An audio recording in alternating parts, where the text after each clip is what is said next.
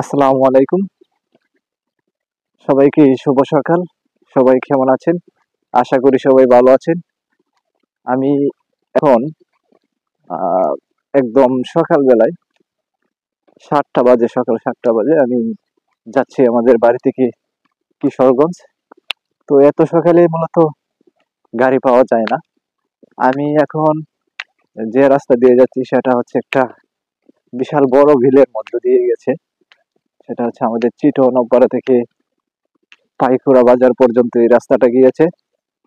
তো আমি এই রাস্তা দিয়ে এখন হেঁটে হেঁটে পাইকুড়া বাজার পর্যন্ত যাব। আমার দেখেন অলরেডি কিন্তু সূর্য উঠে গেছে। সূর্যটা দেখা যাচ্ছে কিনা, ওই যে দেখেন সূর্য উঠে গেছে। তবে দেখেন কুয়াশা কিন্তু ঘন কুয়াশা, আমার সামনেও বেশি দূর পর্যন্ত দেখা যায় না।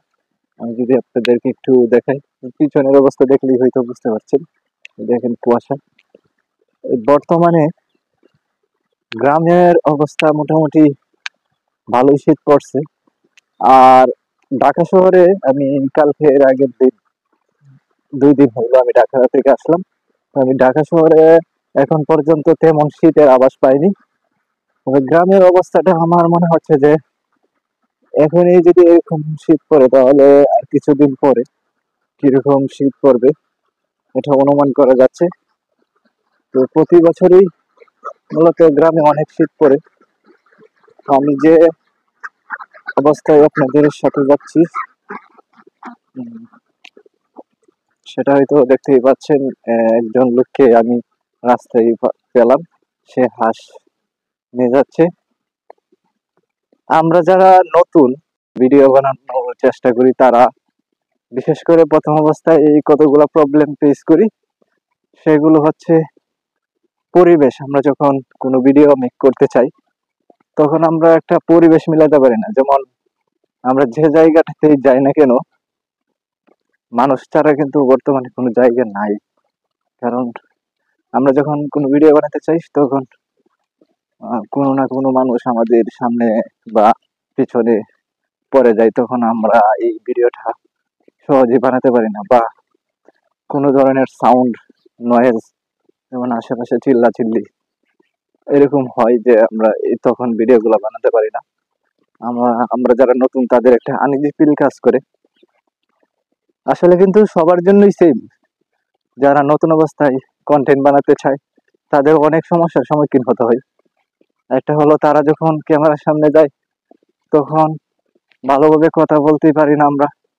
যেমন কথা বলতে গেলে অনেক ধরনের ভুল ভুল হয়ে যায়। বারবার এই ভিডিওটা বানানোর চেষ্টা করতে হয়। তো অনেক কষ্ট হয় নতুন অবস্থায়।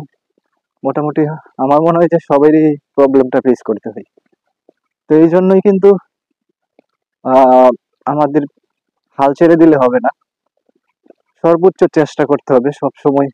বারবার ভুল করলেও আবার ভুলটাকে সংশোধন করে আবার কন্টেন্ট বানাতে হবে।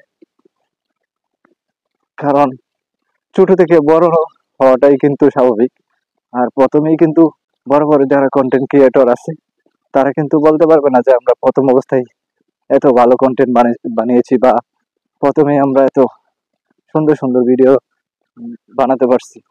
এটা কিন্তু কেউই বলতে পারবে না। তাই বলবো যে যারা নতুন আছেন আমার মতন, তারা এই প্রবলেম গুলা ফেস করেও আপনাদের চেষ্টা চালিয়ে যেতে হবে, বারবার চেষ্টা করতে হবে। কারণ আমাদের এখন হচ্ছে আহ শেখার সময়।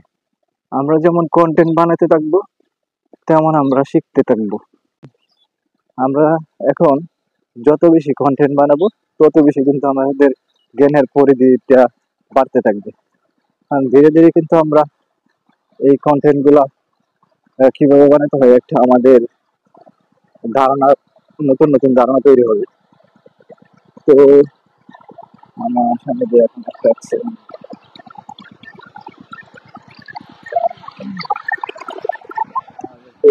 আমার সামনে দিয়ে অলরেডি একটা গাড়ি গেল। এই গাড়িটা কিন্তু এই রাস্তা দিয়ে এত সহজে যাইতে পারতো না। কিছুদিন আগেও এই রাস্তার অবস্থা খুবই বাজে হাল ছিল। অল্প পরিমাণ বৃষ্টি হলেও এই রাস্তা দিয়ে কোনো মানুষ চলাচল করতে বিভিন্ন সমস্যার সম্মুখীন হচ্ছিল। এখন কিন্তু রাস্তার কাজ প্রায় শেষের দিকে, অর্ধেক রাস্তা পর্যন্ত পিচ ঢালাই করছে আর অর্ধেক রাস্তা পর্যন্ত পিচ ঢালাই করার বাকি আছে। এখন কিন্তু অনায়াসেই এই রাস্তা দিয়ে যে কোনো ধরনের গাড়ি চলাচল করতে পারবে।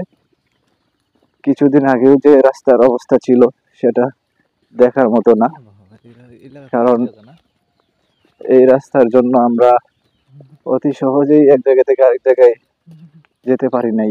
এখন কিন্তু আমাদের জন্য সহজ হয়ে গেল।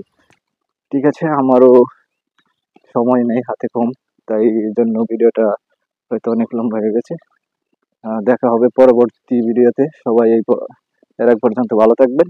আর যদি ভিডিওটি ভালো লেগে থাকে তাহলে ভিডিওতে একটা লাইক করে দেবেন। সবাইকে ধন্যবাদ, আর কমেন্ট করে জানাবেন কেমন হলো। এ পর্যন্ত সবাই ভালো থাকবেন। আসসালামু আলাইকুম।